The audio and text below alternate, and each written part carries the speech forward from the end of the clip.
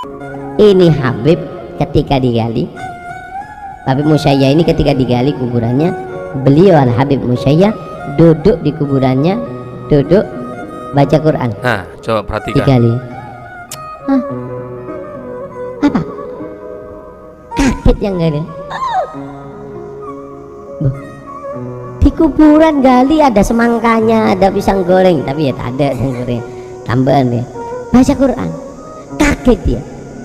Apa kata Habib yang ada di kuburannya? Tutup, cak mau ngomong. Ngomong lo gue N. Kamu kalau ngomong cerita sama orang, Allah akan takdirkan kamu gak panjang umur. Assalamualaikum warahmatullahi wabarakatuh. Alhamdulillah kita bertemu lagi teman-teman di channel Nasrul Sunnah. Saya tuh masih heran teman-teman ya. Masih ada saja di kolom komentar yang mengatakan kamu tidak percaya keramat wali berarti kamu kafir ya. Karena kalau kamu tidak percaya dengan keramat para wali berarti kamu juga tidak percaya dengan mukjizat para nabi. Seperti yang dicontohkan katanya teman-teman, yaitu Isra Mi'rajnya Rasulullah, kemudian kisah Ashabul Kahfi, kemudian kisah-kisah mukjizat para nabi, para rasul yang lainnya. Ini subhanallah teman-teman ya. Sampai ada yang mengatakan keramat wali itu sama dengan mukjizat para nabi, tidak bisa dinalar. Toib. Sebenarnya ini sudah beberapa kali saya jawab teman-teman, tapi nggak apa-apa ya, mungkin dia nggak nonton video-video saya yang lainnya. Nih saya katakan ya, saya percaya, wallahi saya percaya dengan mukjizat para nabi, para rasul, dan saya percaya akan kisah-kisah keramat para sahabat nabi. Kenapa? Ya, karena ada dalilnya. Ya, ini jelas ya, karena ada dalilnya. Kisah Isra Mi'raj Rasulullah ada dalilnya, ada bukti otentiknya dalam Al-Quran. Sebagaimana surah Al-Isra ya, tentang Isra Mi'rajnya Rasulullah. Subhanalladzi asra bi'abdihi lailan minal masjidil harami ilal masjidil aqsa alladzi barakna haulahu linuriyahu min ayatina. Itu penjelasan tentang mukjizat Rasulullah yang melakukan Isra Mi'raj dalam satu malam teman-teman, lalu kembali lagi ke rumahnya. Maka wajib kita percaya ada dalilnya dalam Al-Quran. Kemudian keramat para sahabat Nabi, salah satunya seperti Umar bin Khattab, dijelaskan dalam hadis, yaitu ketika Umar bin Khattab biasanya melewati sebuah gang, maka para jin atau syaitan takut dengan bayangan Umar bin Khattab. Maka wajib kita yakini. Kemudian hal hebat yang lainnya teman-teman, yaitu ketika Rasulullah pernah menaiki gunung Uhud bersama para sahabatnya, diantaranya Abu Bakar, Umar, dan Utsman. Kalau nggak salah nggak ada Ali di situ ya. Disebutkan gunung Uhud sampai bergetar teman-teman ya, bergoyang. Maka Rasulullah mengatakan, Usbud Uhudun fa inna ma 'alaika nabiyyun wa siddiqan wa syahidan. Tenanglah wahai Uhud, karena sungguhnya di atasmu ada seorang nabi, ada seorang siddiq yaitu Abu Bakar, dan dua orang yang akan mati syahid. Ini ada dalilnya teman-teman, maka wajib dipercaya. Bedanya mereka ini ketika menceritakan keramat-keramat mereka nggak ada buktinya, dan anehnya teman-teman, yang mereka ceritakan tentang keramat-keramat wali selalu dari klan mereka, dari klan Ba'alawi. Coba tunjukkan, pernah tidak mereka menceritakan tentang keramat Imam Bukhari, Imam Syafi'i ya, Imam Hanafi, kemudian ulama-ulama yang masyhur teman-teman, yang terkenal sampai dengan detik ini? Nggak pernah. Selalu yang diceritakan adalah keramat Syekh Abu Bakar bin Salim Al-Faqihul Muqaddam ya, kemudian Habib-habib di kalangan mereka. Itu saja teman-teman, dan cenderung bertentangan dengan Al-Quran ya. Kalau keramat para sahabat Nabi tidak ada yang bertentangan dengan Al-Quran dan Sunnah, dan tidak melebihi juga mukjizat para Nabi, para Rasul. Contoh seperti Umar bin Khattab yang setiap melewati gang, katanya di situ disebutkan bahwa syaitan lari karena takut dengan bayangan Umar bin Khattab. Itu nggak bertentangan dengan Al-Quran dan Sunnah, karena memang ada dalilnya. Kemudian kisah tersebut tidak melebihi, yaitu mukjizat para Nabi, para Rasul. Bedanya teman-teman, keramat-keramat yang mereka ceritakan ini buktinya nggak ada, kemudian cenderung melebihi mukjizat para nabi, cenderung mengungguli keramat para sahabat nabi, dan bertentangan dengan Al-Quran dan Sunnah. Bagaimana teman-teman mau dipercaya ya, keramat wali kok bisa mengungguli mukjizat para nabi? Contoh, ada yang mengaku bisa memadamkan api neraka jahanam dengan jari kelingking ya, kemudian ada yang mengaku bisa mi'raj, bertemu dengan Allah Azza wa Jalla 70 kali dalam sehari. Padahal Rasulullah seorang nabi, seorang rasul, manusia termulia, terbaik di antara seluruh manusia yang awal sampai dengan yang akhir, hanya satu kali melakukan perjalanan mi'raj, dan itu pun jelas misinya, yaitu membawa perintah sholat. Kalau kalian mana buktinya ya?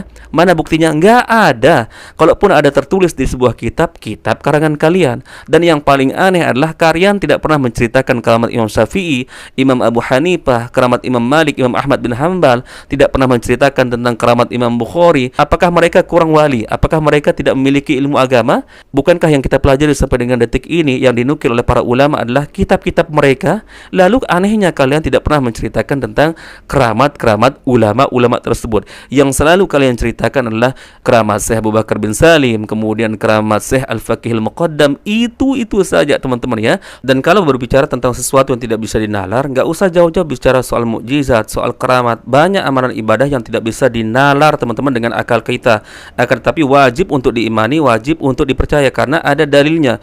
Contoh teman-teman, ketika kalian berwudu, kemudian wudu kalian batal karena kalian kentut. Sekarang pertanyaan saya, yang kalian basuh lubang kentut kalian atau kalian kembali berwudu? Kan kalian kembali berwudu ya. Padahal apa urusannya sebenarnya kalau dipikir secara nalar, secara akal, kita sudah berwudu tapi kita kentut. Justru kita kembali berwudu. Ya tapi itulah syariat teman-teman ya.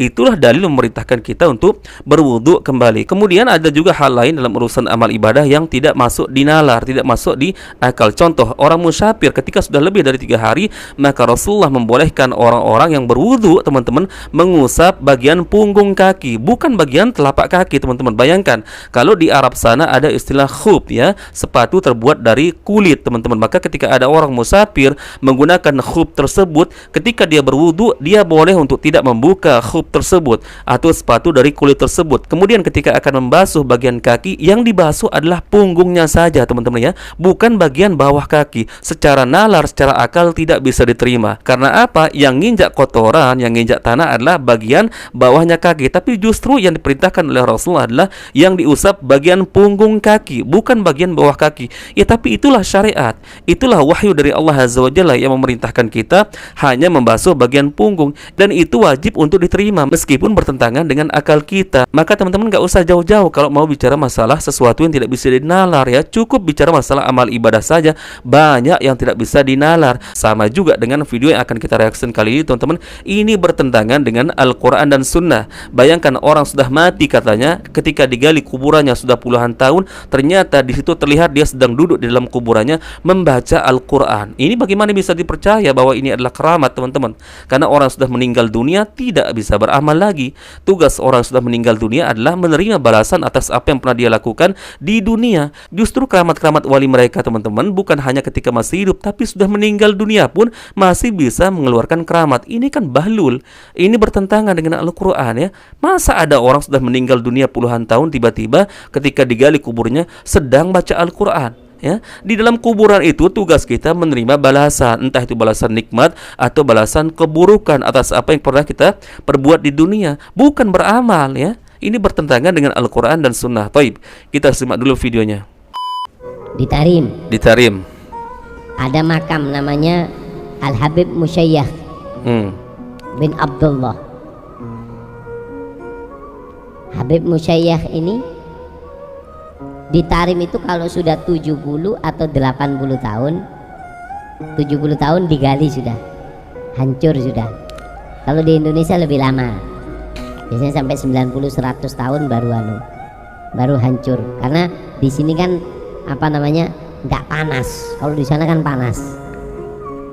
Ini Habib ketika digali, Habib Musyayyah ini ketika digali kuburannya, beliau Al-Habib Musyayyah duduk di kuburannya, duduk baca Quran. Nah, coba perhatikan. Digali.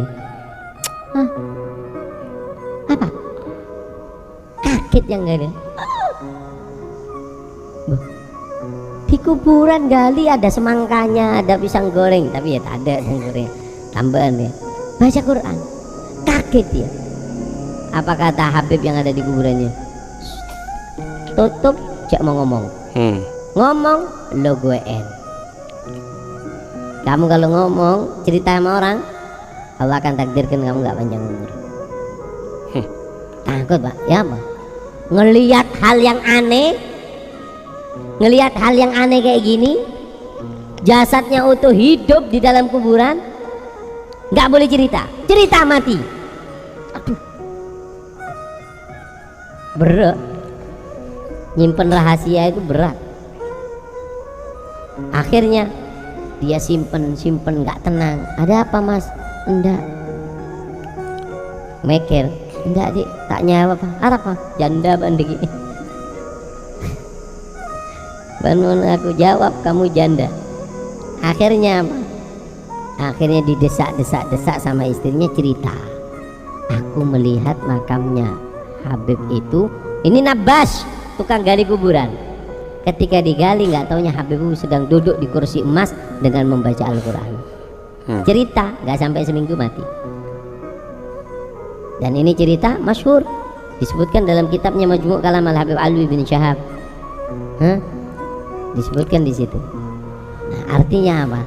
Bahwasanya orang kalau sudah ngerasa dekat sama Allah nggak mungkin puas dengan Al-Quran. Nah, seperti itu teman-teman cerita dari Habib-Habib ini. Apakah ini bisa dipercaya sebagai keramat? Bayangkan teman-teman ya, ini jelas bertentangan dengan Al-Quran dan Sunnah dan sangat melampaui yaitu mukjizat para nabi, para rasul. Dan itu yang saya katakan di awal. Bayangkan teman-teman, Rasulullah bersabda, apabila seorang manusia meninggal dunia, terputuslah amalannya. Terputus amalan maksudnya tidak bisa beramal lagi kecuali dari 3 jalan, yaitu sedekah jariyah, kemudian ilmu yang bermanfaat, kemudian dari doa anak yang soleh. Tapi bagi Habib-Habib ini teman-teman, nggak masalah menabrak sabda Rasulullah, nggak masalah menabrak firman Allah Azza wa Jalla. Bayangkan teman-teman, orang sudah meninggal dunia dari kalangan Habib-Habib mereka, wali-wali mereka, ketika digali kuburannya sudah puluhan tahun, tiba-tiba sedang duduk membaca Al-Quran. Ini kan luar biasa teman-teman ya. Di dalam kubur itu tugas kita hanya menerima balasan, entah itu balasan kenikmatan atau balasan azab atas perbuatan yang pernah kita lakukan di dunia. Nggak ada orang di dalam kubur tugasnya yaitu beramal soleh, membaca Al-Quran, kah sholat, nggak ada itu ya. Beda kalau khususnya para nabi, para rasul. Sebagaimana Rasulullah ketika diperjalankan Isra Mi'raj melihat di dalam kuburannya Nabi Musa sedang melakukan sholat, maka ini kekhususan bagi para nabi, para rasul. Dan sebagaimana yang saya katakan di awal teman-teman, selain keramat-keramat mereka ini bertentangan dengan Al-Quran dan Sunnah, cenderung melebihi mukjizat para nabi, para rasul. Coba tunjukkan saya, nggak usah kita bandingkan diri kita dengan para nabi, para rasul, dengan para sahabat nabi. Coba, pernah tidak ada riwayat Abu Bakar diriwayatkan ya membaca Al-Quran di dalam kuburannya, misalkan melalui mimpi ke apa segala macam? Nggak ada teman-teman ya.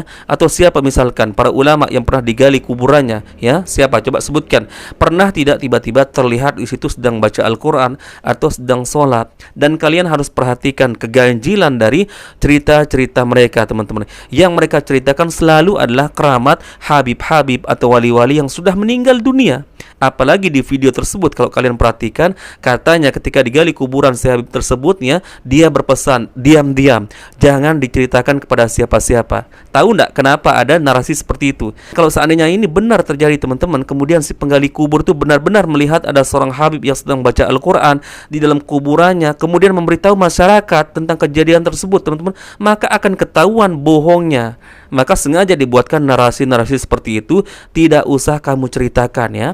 Bahkan di video-video yang lain ada Habib-Habib yang berpesan, katanya tidak perlu kamu ceritakan tentang keramatku ini kecuali aku sudah meninggal dunia. Karena apa? Karena kalau langsung diceritakan ya ketahuan bohongnya, ketahuan dustanya. Apalagi coba bayangkan ya, Habib tersebut yang baca Al-Quran di dalam kuburan itu mengatakan, jangan kamu ceritakan kepada siapa-siapa. Kalau kamu ceritakan maka kamu akan mati. Dan terbukti katanya teman-teman, orang yang melihat beliau sedang membaca Al-Quran di dalam kuburan tidak lama setelah menceritakan tentang kejadian tersebut, meninggal 1 minggu setelah menceritakan tentang kejadian tersebut. Ini kan luar biasa teman-teman ya. Maka saya katakan teman-teman, apakah cerita seperti ini yang mau dianggap sebagai keramat ya?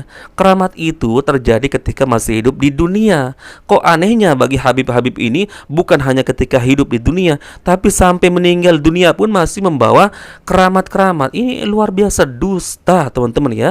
Maka teman-teman hati-hatilah, cerdas-cerdas dalam memilih guru ya, karena bergantung sekali pemahaman agama kita terkait dengan siapa yang kita jadikan sebagai guru kita, tempat kita mengambil rujukan ilmu agama. Dan tidak ada lagi yang akan kita bisa bawa mati teman-teman kecuali amalan agama. Dan tentunya amalan agama sangat bergantung terhadap pemahaman, dan pemahaman harus ditimba dengan Al-Quran dan Sunnah. Barakallahu fikum, semoga ini bisa bermanfaat bagi kita teman-teman sebagai pengetahuan meskipun hanya sedikit. Kita doakan bagi para muhibbinya, teman-teman yang masih suka mengatakan seperti itu, Allah Azza wa Jalla berikan hidayah kepada mereka. Kita bertemu lagi di video berikutnya. Assalamualaikum warahmatullahi wabarakatuh.